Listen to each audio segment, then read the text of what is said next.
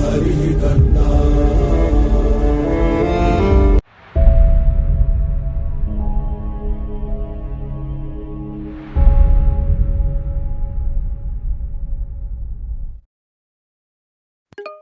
Now let's look into the manual calculation of standard deviation using the IQ, student IQ example. So for class A, if you remember, we have calculated the variance. So the variance for the class A was 235.45. Let me show you somewhere here. We have done it. So yeah, here it is. Sum of the squares and sample size, and variance is 235.45. Okay, now to calculate the standard deviation for the same class, yeah, simply you have to do the square root of that. Let me do that.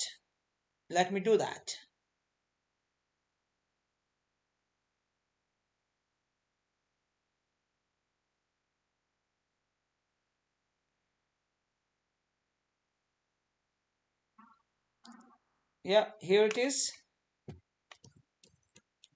So let me check std class is equal to, again, mat dot square root of variance.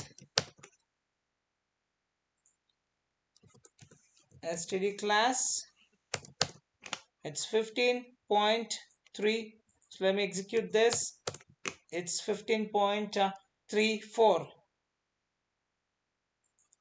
15.34. That's what the standard deviation for the class A. What does it mean? So when the variation was 235.44, we asked, what does it mean? How does it make sense to me?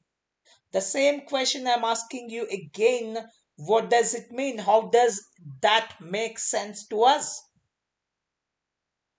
This conveys that the average of persons deviation from the mean IQ of 110.54 is 15.34 IQ points.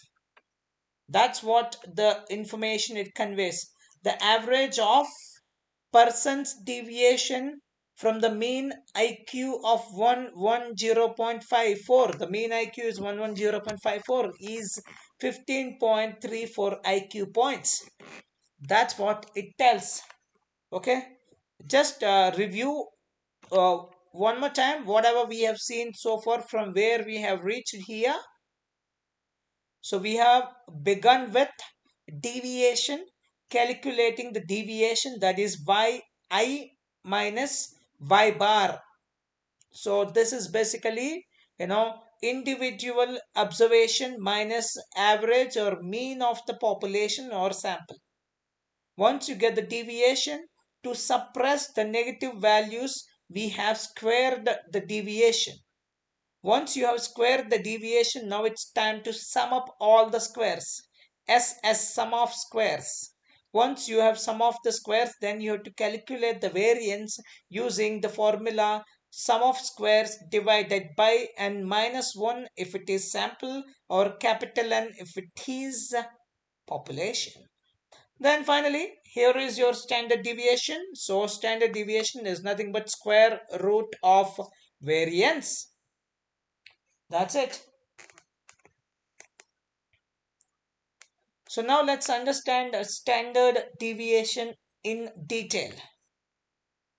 So let's take this example. Let's consider larger SD.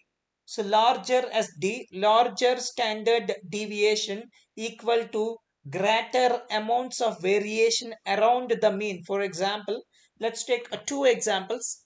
This this is the first distribution, and this is the second one.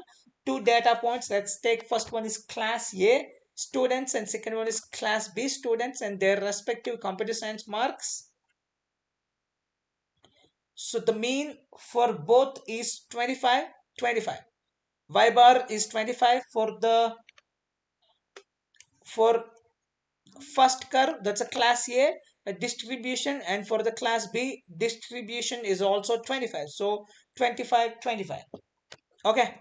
Now, but the by looking at the by looking at the shape of the curve, you can tell that the by looking at the range of the curve, you can tell that the first curve will have a lesser standard deviation and second one will have a higher standard deviation. The same happened. So standard deviation of the first curve, that's a class A's distribution is 3, and second one is 6. So as SD. So now SD, when SD is equals to 0, only when SD is equals to 0, only when all values are the same.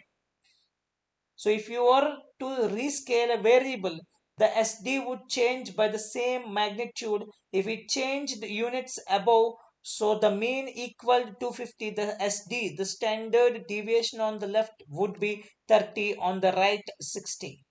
Like the mean, the will SD will also be inflated by an outlier case. SD, like the mean, the SD will also be inflated by an outlier case. And I just want to repeat a point one more time, that a smaller standard deviation that you see on the screen left side, a smaller standard deviation which is a 3, indicates that the data points are closely packed around the mean. That's what you can see with the on the image also. The standard deviation, which is a larger standard deviation, indicates that the data points are spread out. The data points are spread out.